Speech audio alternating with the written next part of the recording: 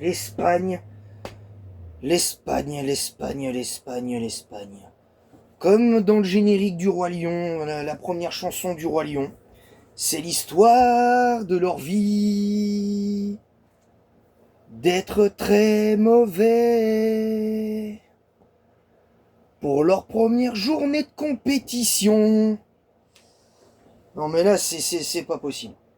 Bonjour à tous, j'espère que vous allez bien. Bienvenue dans cette nouvelle vidéo débrief du match entre l'Espagne et le Cap-Vert. Match nul 0-0 entre l'Espagne et le Cap-Vert, première journée de cette Coupe du Monde. Et encore une fois, une équipe d'Espagne qui ne sait pas passer un step, qui ne fait pas grand-chose. Encore une fois, alors sans faire offense à l'équipe du Cap-Vert, hein, qui a été héroïque, hein, avec un gardien qui a été incroyable. C'est juste une dinguerie. Bravo, je trouve, à cette équipe du Cap-Vert qui a joué courageusement, qui a fait son match, qui a été, à mes yeux, à la hauteur des événements.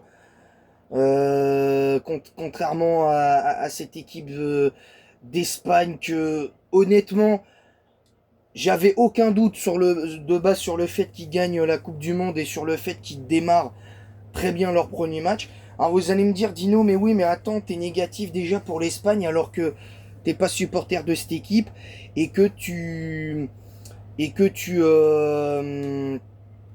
et que et que carrément tu et que carrément tu doutes déjà juste après un match. Alors oui, vous allez me dire oui, c'est vrai, et vous avez raison, hein, de le dire. J'ai aucun problème avec ça. Vous avez le droit de le dire, mais moi ça m'énerve, parce que toutes les équipes, tous les favoris, et je vous le dis, et retenez bien, tous les favoris vont te choquer, excepté l'équipe de France, le Portugal, l'Angleterre et l'Argentine, en comptant l'Allemagne. Le reste des favoris vont te choquer. Les Pays-Bas vont te choquer. L'Espagne va pas aller loin. Je vous le dis, retenez bien, retenez bien. Parce qu'au final, finalement, je doute que l'Espagne gagne cette Coupe du Monde. Oui, après un match. Et que ce soit légitime pour vous de dire ça, que je devrais pas autant douter. Parce que l'Argentine avait perdu 2-1 face à l'Arabie Saoudite. Et j'en avais pas fait des caisses. C'est vrai, j'en avais pas fait autant de caisses. Mais d'ailleurs, je sais même pas. D'ailleurs, je me souviens même pas d'avoir fait un débrief de ce match-là. Mais à la limite, c'est pas le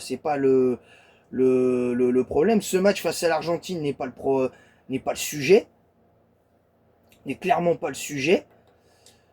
Mais moi, je ne comprends pas. Je ne comprends pas. Les matchs de ces équipes-là, à un moment, va falloir mettre les choses au clair.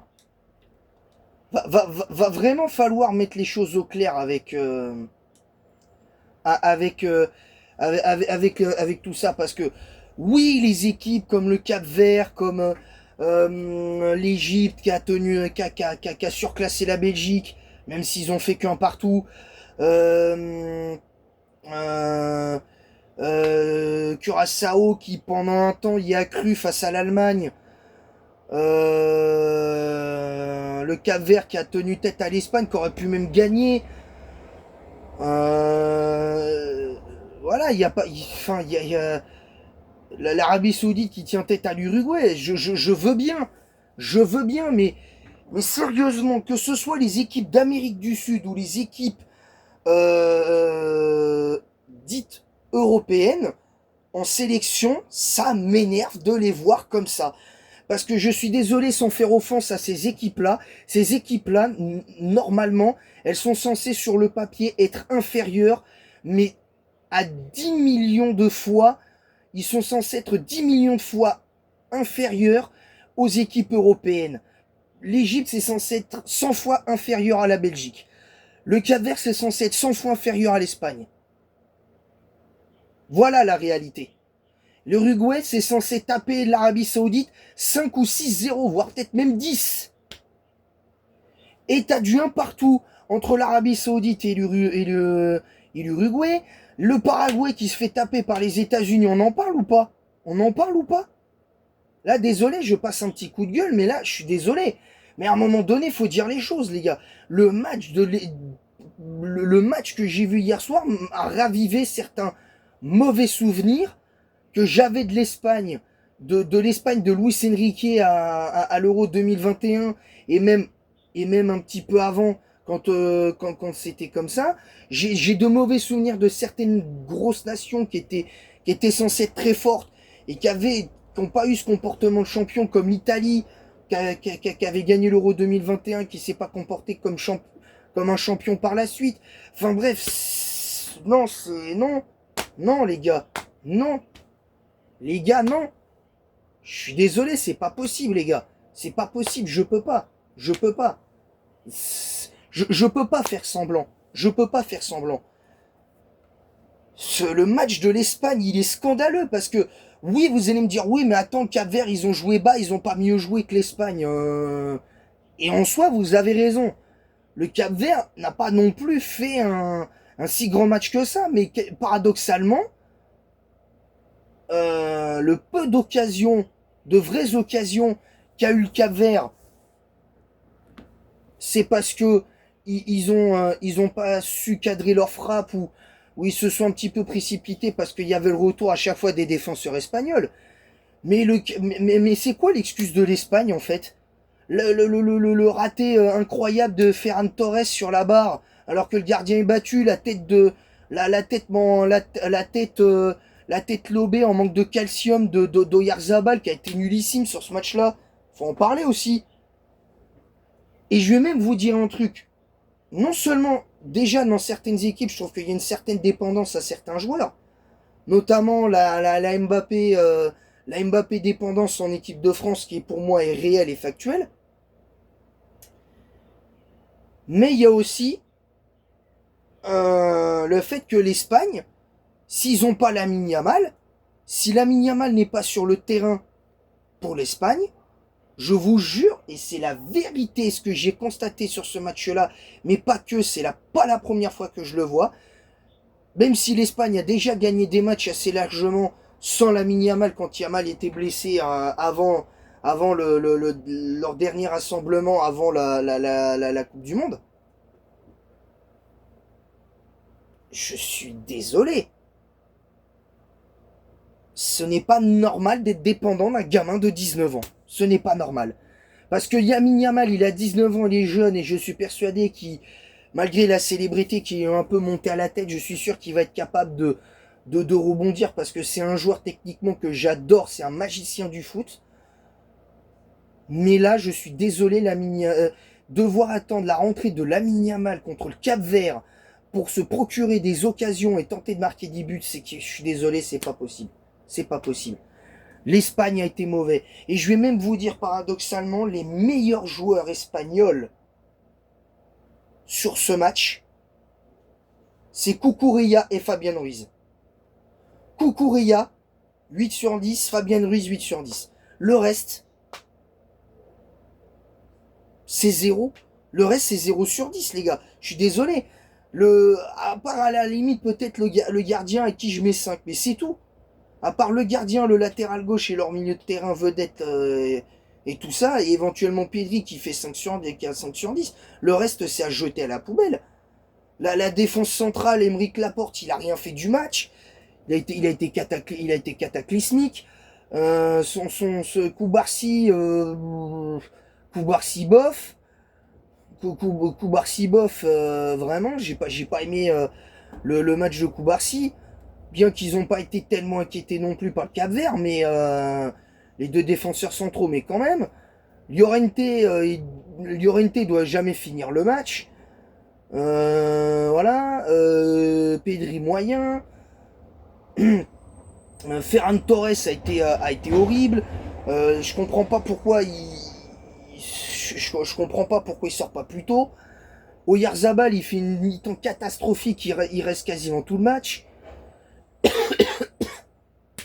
C'est Gavi, le pauvre, je vais être indulgent avec lui, mais Je l'ai pas vu, il doit sortir plus tôt lui aussi, donc c'est pas possible, quoi. C'est pas possible. Et les rentrées, à part la rentrée de Lamine Yamal qui a fait un peu de bien cette équipe espagnole, la rentrée de Dani Olmo est pas bonne, la rentrée de Dani Olmo elle est pas bonne, enfin je sais pas, j'ai peut-être tort, hein, parce que cette équipe espagnole, d'habitude me fait plaisir à voir jouer. D'habitude je prends du plaisir à voir l'Espagne jouer ces derniers temps. Mais là, De La Fuente, non, de La Fuente, t'as- de La Fuente, t'as déconné, frérot. Sérieux, là, De La Fuente, t'as déconné, là. Franchement, t'as déconné, parce qu'avec tes choix trop tardifs, tu dois, que déjà, moi, personnellement, la Yamal, il rentre à la mi-temps, ou s'il rentre pas tout de suite, je le fais rentrer à la 55e, entre la 55e et la 60e, pour lui donner à peu près allez, à peu près 30-35 minutes dans les jambes. Non, c'est pas possible. Non, le match de l'Espagne, il est scandaleux. Alors, pour l'instant, moi, je trouve qu'au niveau de l'arbitrage, en tout cas sur les matchs que j'ai regardés, a été cohérent, que ce soit, bon, mis à part le match du Mexique où j'ai pas très bien compris les trois cartons rouges, même si pour ça, il y en a un des trois qui est mérité. J'ai, voilà, sinon tous les matchs que j'ai pu vraiment regarder, que ce soit Brésil-Maroc, que ce soit là Espagne-Cap-Vert, que ce soit Pays-Bas-Japon, niveau arbitrage, ça a été cohérent. Pour l'instant, tout ce que je vois, c'est que ça a été cohérent. Les règles semblent plus ou moins respectées.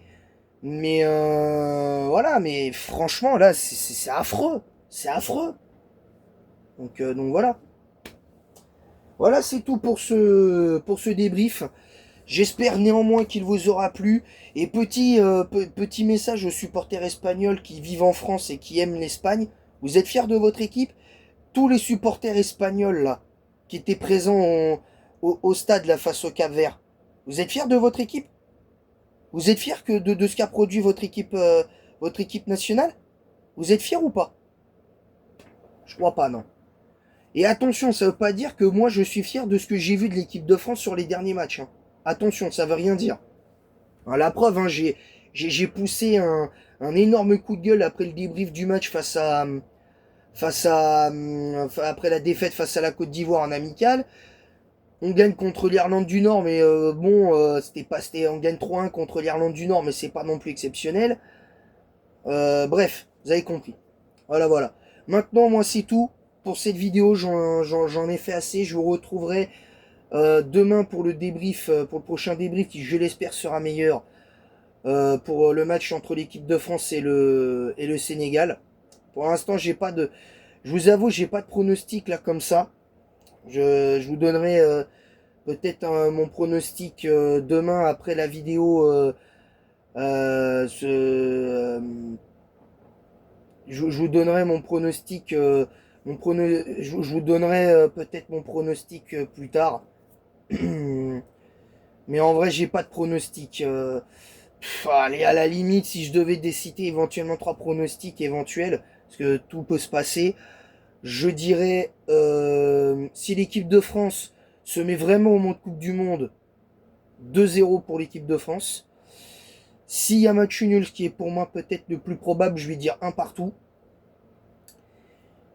Et si le Sénégal se comporte comme un vrai champion d'Afrique, contrairement à ce que certains ont pu dire hier sur mon live Espagne Cap Vert, pour moi, je dirais 1-0 pour le minimum 1-0 pour le Sénégal.